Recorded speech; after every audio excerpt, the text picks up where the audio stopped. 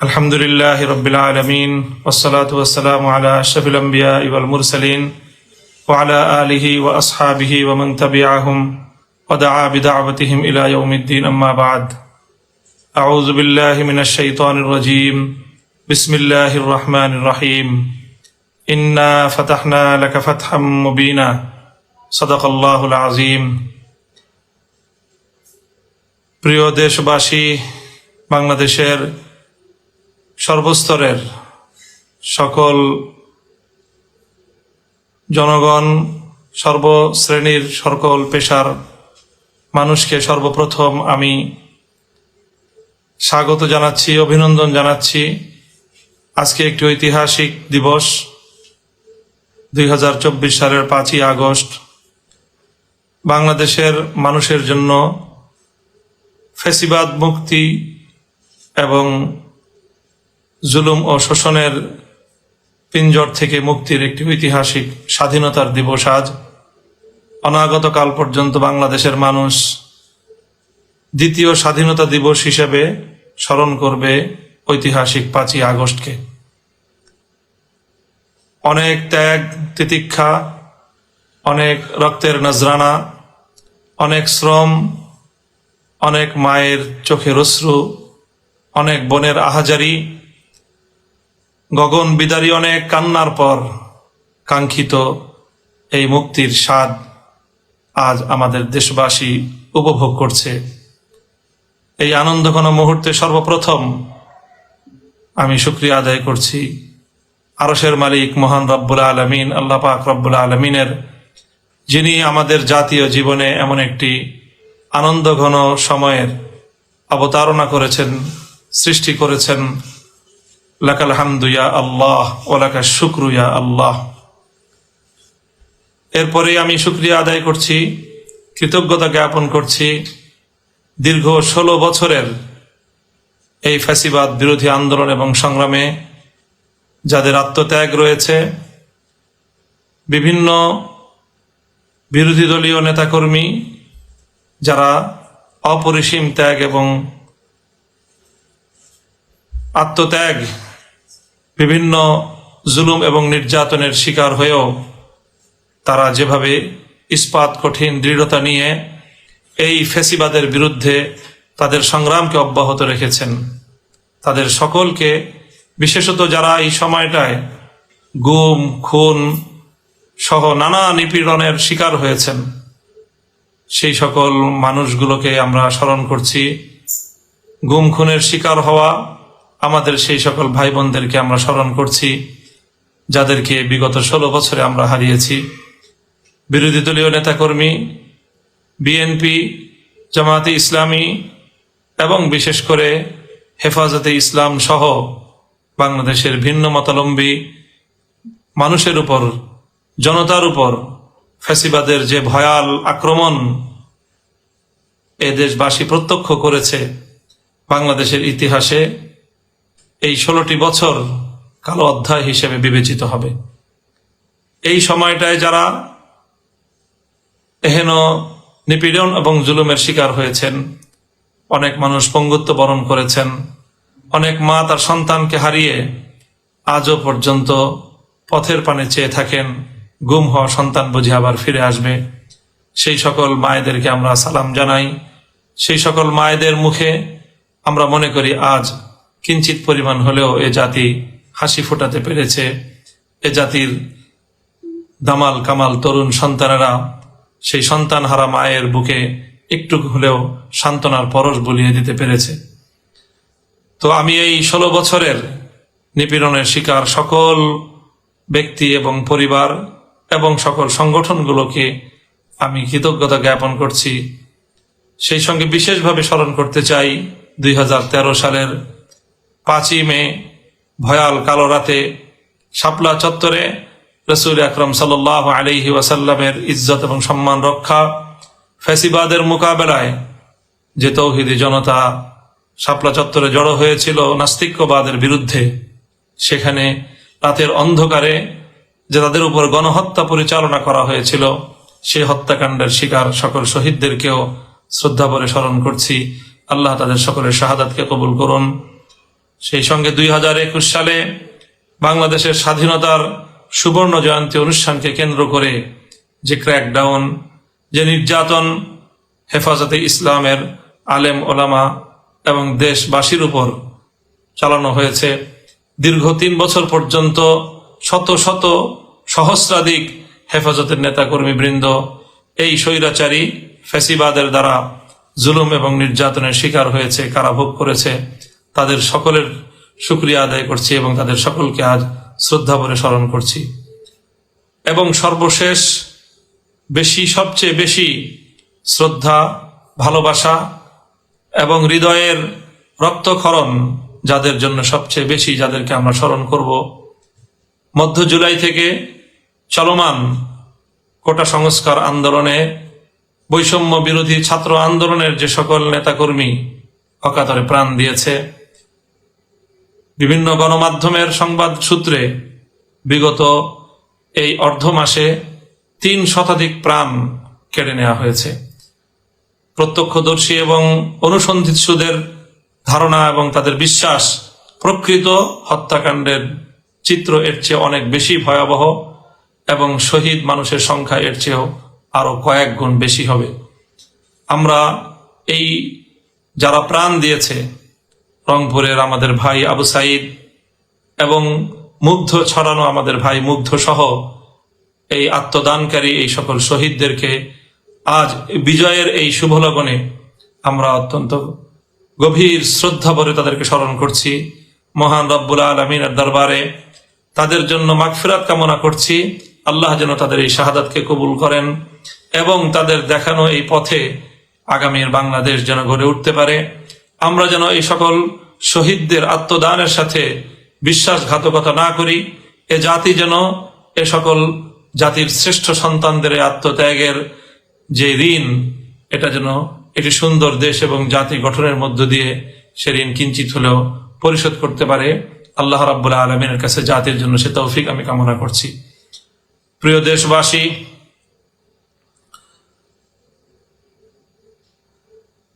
এই আন্দোলনে দেশের সকল ছাত্র জনতা যেভাবে সম্পৃক্ত ছিল, পাবলিক বিশ্ববিদ্যালয়ে, প্রাইভেট বিশ্ববিদ্যালয়ে, কলেজ, স্কুল লেভেল সহ এই সকল শিক্ষা প্রতিষ্ঠানের ছাত্র ছাত্রীরা যেভাবে তারা জীবনের মায়া ত্যাগ করে সত্যকে প্রতিষ্ঠার জন্য, বৈষম্যকে উৎখাত করে একটি ন্যায় ও সাম্যপূর্ণ জাতি গঠনের লক্ষ্যে তারা যেভাবে মাঠে নেমে এসেছিল, আমার এই স্কুল, কলেজ, বিশ্ববিদ্যালয় পড়ুয়া শিক্ষার্থীদের সাথে কাঁধে কাঁধ মিলিয়ে আমাদের বাংলাদেশের টেকনাফ থেকে তেতুলিয়া পর্যন্ত মাদ্রাসা শিক্ষার্থীরাও তাদের ভাইদের সাথে সংহতি প্রকাশ করে তারা মাঠে ময়দানে ভূমিকা পালন করেছে।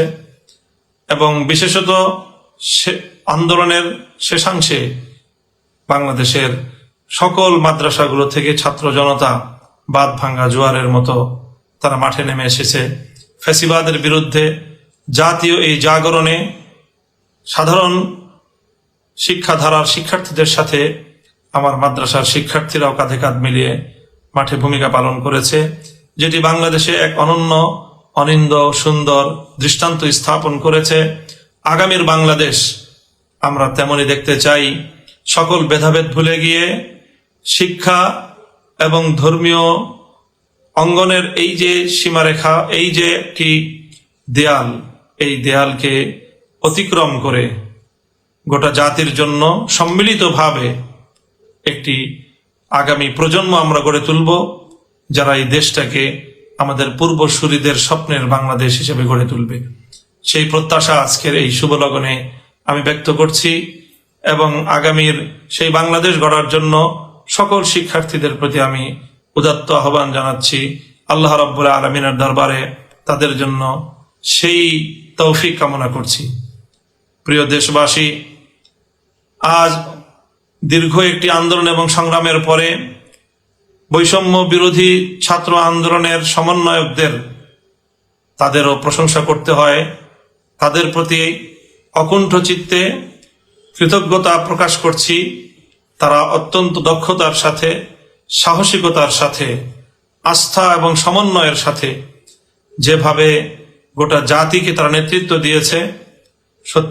সত্যিকার অর্থেই বলতে হয় যে সাবাস বাংলাদেশ, এ পৃথিবী অবাক তাকিয়ে রয়। আমাদের তরুণ যুব প্রজন্ম, ছাত্র নেতৃত্ব আগামী দিনের তারা জাতীয় নেতৃবৃন্দকে একটি উত্তম দৃষ্টান্ত উপস্থাপন করে দেখিয়েছে কিভাবে একটি জাতিকে পরিচালনা করতে হয়, কিভাবে একটি বিপ্লবকে পর্যায়ক্রমে সাফল্যের দুয়ারে উপনীত করতে হয়, চূড়ান্ত সফলতা কিভাবে ঘরে তুলতে হয়, এবং সেজন্য যে ত্যাগ এবং কোরবানি স্বীকার করতে হয়, সেজন্যে জালিমের রক্তে চক্ষুকে কিভাবে উপেক্ষা করতে হয়, সেভাবে কিভাবে রিমান্ডে নির্যাতনের মুখেও অকুত ভয় এবং স্থির থাকতে হয়, অটল এবং অবিচল থাকতে হয়। বৈষম্য বিরোধী ছাত্র আন্দোলনের সমন্বয়ক বৃন্দ জাতির সামনে তার একটি উজ্জ্বল দৃষ্টান্ত স্থাপন করেছে। আগামী দিনে তাদের এই দৃষ্টান্ত যে কোনো নেতৃত্বের জন্য একটি মাইল ফলক, অনুসরণীয় দৃষ্টান্ত হিসাবে কাজ করবে। সেজন্য আমি বৈষম্য বিরোধী ছাত্র আন্দোলনের সকল সমন্বয়ক বৃন্দদেরকেও আমি আমার ব্যক্তিগত এবং আমার অঙ্গনের পক্ষ থেকে, আমাদের হেফাজতে ইসলামের পক্ষ থেকে তাদের শুকরিয়া জ্ঞাপন করছি। হেফাজতে ইসলামের আমির, অশীতিপর আলেমে দ্বীন, বাংলাদেশের অবিসংবাদিত রাহবার আল্লামা মুহিবুল্লাহ বাবু নগরী যেভাবে তিনি আমাদেরকে এবং জাতিকে, আমাদের এই কোমল প্রাণ, এই কোমলমতি এ সকল শিক্ষার্থীদের এই ন্যায্য আন্দোলনের পথে সহযোগিতা করবার জন্য উৎসাহিত করেছেন, নির্দেশনা দিয়েছেন এবং আমাদেরকে মাঠে ময়দানে ভূমিকা পালন করার জন্য তিনি আমাদেরকে নির্দেশ প্রদান করেছেন। সেজন্য আমির হেফাজত সহ হেফাজত নেতৃবৃন্দকেও আমরা শুকরিয়া জ্ঞাপন করছি। অন্যান্য ইসলামী অঙ্গনের অনেকে, ইসলামী আন্দোলন বাংলাদেশের নেতৃবৃন্দ এক্ষেত্রে অগ্রণী ভূমিকা পালন করেছেন। আমরা তাদেরও জাতির পক্ষ থেকে শুকরিয়া আদায় করছি। অনেক ত্যাগ এবং কোরবানির পর সর্বশেষ আজ 5ই আগস্ট জাতির সেই বহু কাঙ্ক্ষিত বিজয়ের দিনটি এলো। অত্যন্ত দুঃখ এবং ভারাক্রান্ত হৃদয় নিয়ে বলতে হয়, এই দিবসের চূড়ান্ত বিজয় আসার ঠিক পূর্ব মুহূর্তেও গতকালকে যে অনাকাঙ্ক্ষিত আরো প্রায় শতাধিক প্রাণহানির যে ঘটনা ঘটল, এ ঘটনা আসলেই না ঘটালেও চলতো। যারা ক্ষমতার মসনদকে আঁকড়ে ধরে রাখার যে এক জেদ, যে জেদ মানুষকে কোন পর্যন্ত তার অধোগতি হতে পারে, কোথায় পর্যন্ত তাকে নিচে নিয়ে নামাতে পারে, আমাদের এই সদ্য বিদায়ী ফ্যাসিবাদী স্বৈর শাসকের পতন থেকে আমরা মনে করব যে আগামী দিনের শাসকবর্গ শিক্ষা গ্রহণ করবে। তাদের জন্য এর চেয়ে অনেক উত্তম পথ খোলা ছিল।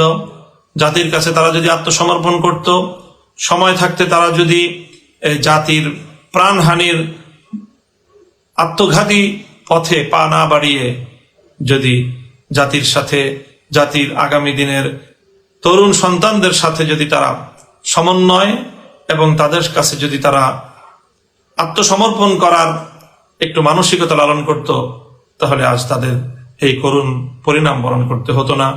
আমি আগামী দিনের রাষ্ট্রনায়ক নেতৃবর্গকে এই পতনের করুণ ইতিহাস থেকে শিক্ষা গ্রহণ করার জন্য সকলের প্রতি উদাত্ত আহ্বান রাখছি। প্রিয় দেশবাসী, আজ যখন স্বৈরশাসীর পতনের বিদায় ঘণ্টা বেজে গেল, এদেশের মানুষ স্বতঃস্ফূর্তভাবে কিভাবে তাদের যে ক্ষোভের বহিঃপ্রকাশ ঘটিয়েছে, গণভবন থেকে প্রধানমন্ত্রীর কার্যালয়ের প্রতিটি ইঞ্চিতে এদেশের মানুষ দীর্ঘ 16 বছর পর যেন তাদের মালিকানার অধিকার ফিরে পেয়েছে, বাঁধ ভাঙ্গা উচ্ছ্বাস এবং বিজয় উল্লাসে আজকের রাজধানী ঢাকা সহ গোটা বাংলাদেশের এই চিত্র বাংলাদেশের মানুষের জন্য আল্লাহ রাব্বুল আলামিনের পক্ষ থেকে এক মহান নেয়ামত এবং আল্লাহর পক্ষ থেকে অনেক বড় একটি কৃপা এবং রহমত হিসেবে আমরা বিবেচনা করছি। আল্লাহ রাব্বুল আলামিনের কাছে গোটা দেশবাসীকে আমি এই মহান বিজয় উপহার দেওয়ার জন্য শুকরিয়া আদায় করতে গোটা দেশবাসীর প্রতি আমি আহ্বান জানাচ্ছি। সকল দেশবাসীকে বলবো, আজ রাতে আপনারা সম্ভব হলে সকলে 2 রাকাত সালাতুশ শুকর আদায় করবেন, আল্লাহ রাব্বুল আলামিনের দরবারে সিজদায় পড়ে শুকরিয়া আদায় করবেন এবং আগামীর বাংলাদেশ যেন সুন্দর সমৃদ্ধিময় একটি বাংলাদেশ হিসেবে গড়ে উঠতে পারে, সেজন্য আল্লাহ রাব্বুল আলামিনের কাছ থেকে আমরা সাহায্য এবং তৌফিক কামনা করব। সেই আহ্বানও আমি জাতির কাছে রাখছি। আজ যখন স্বৈরশাহীর, আজকে যখন ফ্যাসিবাদী সরকারের পতন চূড়ান্ত হলো, তখন মাননীয় সেনাপ্রধান বাংলাদেশের বিভিন্ন রাজনৈতিক দলের নেতৃবৃন্দ এবং বিভিন্ন পেশাজীবী সহ নেতৃবৃন্দকে তিনি আহ্বান করেছিলেন পরিস্থিতি আগামীতে করণীয় বিষয়ে পরামর্শ করার জন্য। সেখানে অন্যান্যদের সঙ্গে আমিও আহত ছিলাম এবং সেনাপ্রধানকে আমরা পরামর্শ দিয়েছি। সেনাপ্রধান আমাদের পরামর্শ গ্রহণ করেছেন এবং তিনি জাতির উদ্দেশ্যে বক্তব্যের মাধ্যমে প্রধানমন্ত্রীর পদত্যাগের বিষয়টি নিশ্চিত করেছেন। সেই সঙ্গে আগামী দিনের কার্যক্রম পরিচালনার ক্ষেত্রেও তিনি আমাদের কাছে সহযোগিতা কামনা করেছেন। এরপরে আমরা সেনাপ্রধান সহ বঙ্গভবনে মহামান্য রাষ্ট্রপতির সঙ্গে সাক্ষাৎ করেছি এবং রাষ্ট্রপতির সঙ্গে বিভিন্ন পেশাজীবী এবং রাজনৈতিক নেতৃবৃন্দ সহ বিরোধী দলীয় সকল রাজনৈতিক নেতৃবৃন্দ সেখানে উপস্থিত ছিলেন, প্রতিনিধিবৃন্দ। মহামান্য রাষ্ট্রপতির সভাপতিত্বে বা তার নেতৃত্বে সেখানে বৈঠক অনুষ্ঠিত হয়েছে এবং আগামী দিনের জরুরি কিছু করণীয় বিষয়ে আমরা একমত হয়েছি। জাতির উদ্দেশ্যে সেই বিষয়গুলো ইতিমধ্যে আমরা বর্ণনা করেছি। আবারও বলছি যে সেখানে রাষ্ট্রপতি সহ 3 বাহিনীর প্রধান, সেনাবাহিনী, নৌবাহিনী এবং বিমান বাহিনীর প্রধান সহ সামরিক ঊর্ধ্বতন কর্মকর্তাগণ, বিএনপি, জামায়াতে ইসলামী, জাতীয় পার্টি সহ অন্যান্য দলের নেতৃবৃন্দ এবং সিভিল সোসাইটির নেতৃবর্গ সহ অনেকেই সেখানে উপস্থিত ছিলেন এবং বৈঠকের শেষাংশে বৈষম্য বিরোধী ছাত্র আন্দোলনের সমন্বয়ক বৃন্দ কয়েকজন সেখানে অংশগ্রহণ করেছেন। পরবর্তী তাদের সঙ্গে আরো বিশদ বৈঠক হওয়ার সিদ্ধান্ত ছিল। সেখানে আজ যে বিষয়গুলো আমরা ঐক্যমতে পৌঁছেছি সে বিষয়গুলো জাতির জন্য জানা প্রয়োজন। আমরা সেখানে প্রথমেই এই বৈষম্য বিরোধী আন্দোলনে যে সকল মানুষের প্রাণ গিয়েছে, ছাত্র, শ্রমিক, কৃষক, নারী, পুরুষ, শিশু, যাদেরই প্রাণ গিয়েছে প্রায় 3 শতাধিক মানুষের, গণমাধ্যমের সূত্র অনুযায়ী এবং প্রত্যক্ষদর্শীদের ধারণা মতে আরো অনেক বেশি। সেই সকল আত্মদানকারী সকল শহীদানের জন্য শোক প্রস্তাব গ্রহণ করা হয়েছে এবং তাদের রুহের মাগফিরাত কামনা করে দোয়া মোনাজাত পরিচালনা করা হয়েছে। সেখানে ঐক্যমত পোষণ করা হয়েছে।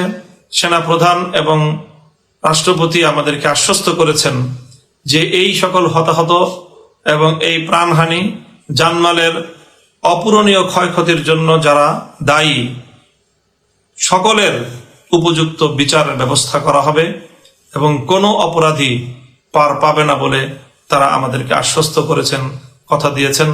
আমরা তাদের কথার উপর আস্থা রাখতে চাই। তারপরে সেখানে আরেকটি সিদ্ধান্ত আমরা একমত হয়েছি আমরা যে দ্রুত সময়ের মধ্যে অন্তর্বর্তীকালীন একটি সরকার গঠন করা হবে।